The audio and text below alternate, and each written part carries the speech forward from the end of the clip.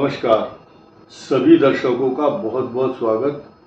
आज हम बात कर रहे हैं विशेष रूप से कन्या राशि की। कन्या राशि पर 8 पॉइंट खास तौर से बताने हैं और ये 8 पॉइंट आपके लिए बहुत इम्पोर्टेंट होने वाले हैं, क्योंकि आप देख रहे हैं यहाँ पर कन्या राशि पर भद्र योग बना हुआ है और ये भद्र योग वीआईपी जैसा होता है। जब भद्र योग बनता है तो वो व्यक्ति वेरी इंपॉर्टेंट पर्सन के रूप में जाना जाता है, क्योंकि जो ग्रह है भद्र योग वो खुद वीआईपी है, वेरी इंपॉर्टेंट प्लेनेट। क्यों है? क्योंकि ऐसी स्थिति में कन्या राशि का लॉर्ड भी यही है और कन्या राशि पर ही विराजमान भी है और सूर्य के साथ बुधादित्य योग भी बन रहा है और साथ ही साथ ये एक गज केसरी योग भी बनाता है। ये तो हुई विशेषताएं, लेकिन 8 बातों को कवर करेंगे जहां कन्या राशि पर ना शनि की ढैया है और ना 7.5 है।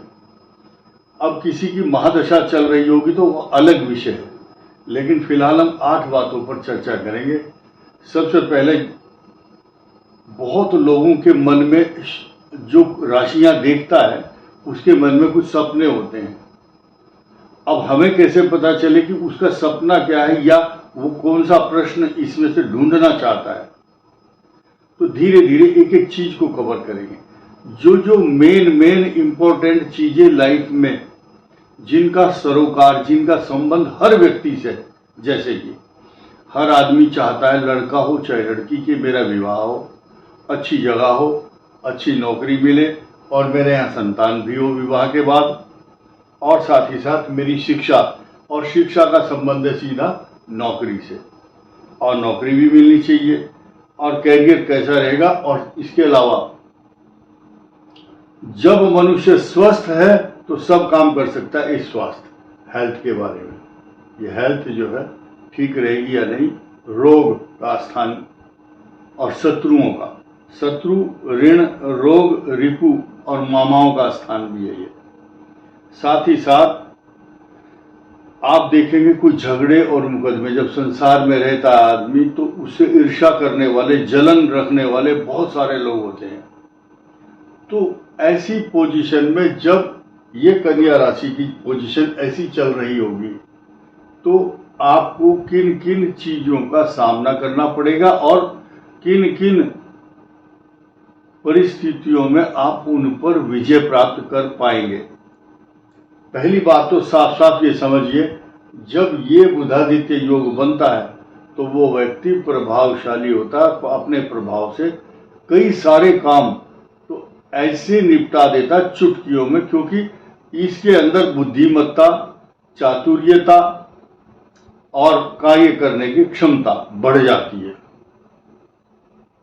ये डबल माइंडेड होते हैं, बहुत देर से डिसीजन लेते हैं, लेकिन चतुर, होशियार, बुद्धिमान, ज्ञानी, इस पोजीशन वाले लोग, अब जितने भी वीडियो देख रहे होंगे, बहुत सारे लोग वकील, जज, अध्यापक, आज शिक्षक दिवस भी है, अधिकांश प्रोफेसर, वकील, जज तथा कंप्यूटर से रिलेटेड आर्टिफिशियल इंटेलिजेंस का काम करने वाले होंगे, क्योंकि बुध अकेला ही व्यक्ति को बहुत ऊंचे लेवल पर ले जाता है। चाहे शेयर मार्केट से लाभ कमाने वाला हो, बुधादित्य योग तो एक्स्ट्रा ऑर्डिनरी पर्सनालिटी वाला होता है।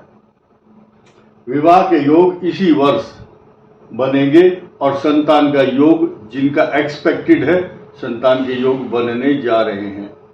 जिनका इस साल संतान नहीं होगा, अगले वर्ष होगा संतान का योग।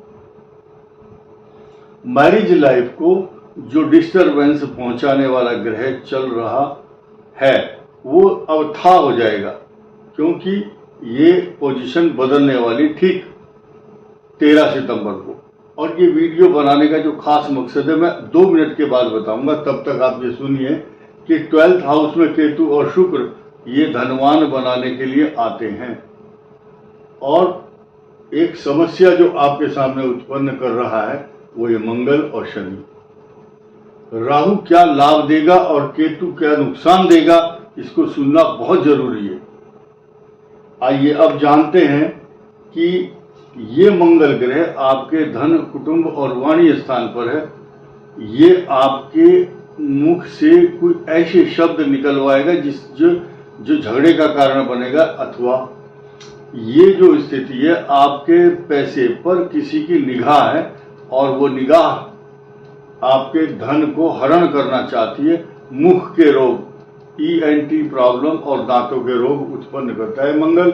लेकिन प्लस पॉइंट क्या है, आपका जो जोखिम का स्थान है, चोट, बीमारी, झगड़े, एक्सीडेंट, यहाँ चोट तो रहेगी लेकिन मंगल इसको ज्यादा चोट से आपको बचाएगा। यहां एक चीज और देखिए, ये मैरिज लाइफ को जो डिस्टरबेंस करने वाला शनि बैठा है, ये अभी 3 जून 2027 तक तो यहां से हटेगा नहीं, लेकिन और बुरी पोजीशन ना हो इसके लिए आपको शनिवार के जो उपाय होते हैं वो करने चाहिए। कैसे कि शनिवार को पीपल के वृक्ष के नीचे एक दीपक जलाना चाहिए और वो दीपक उस तेल का जलाएं जिस तेल में आपने मुख देखा हो अपना, आपके मुख की छाया पड़ी हो। और हरी वस्तुओं का दान, लौकी, तोरी, टिंडा, पपीता, पालक और ये दान करना चाहिए। और घर से निकलते समय तुलसी का पत्ता एक अपने मुख में डाल करके यात्रा करें। जहां भी जाओगे आपको एक मंत्र पढ़ना है, ओम वक्रतुंडाय नमः। ये मंत्र इस सृष्टि का सबसे बड़ा मंत्र है। अगर आप नहीं बोल सकते तो सिर्फ आप बोलिए ओम गम गणपतये नमः। ये भी नहीं बोल सकते तो बोल सकते हैं श्री गणेशाय नमः, श्री गणेशाय नमः। ऐसा जो शब्द है तो बोलते हैं ना, चलो इस काम का श्री गणेश करते हैं, यानी कि आरंभ। आदि देवता इस संसार में अगर है तो भगवान गणेश हैं। गणेश जी का नाम लेते ही लिखा वक्रतुंड महाकाय सूर्य कोटि समप्रभ निर्विघ्नम कुरु मे देव, या अविघ्नम कुरु मे देव सर्व कार्येषु सर्वदा।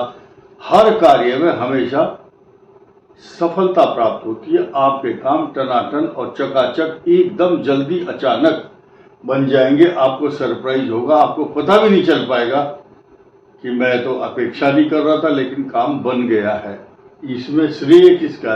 भगवान गणेश का।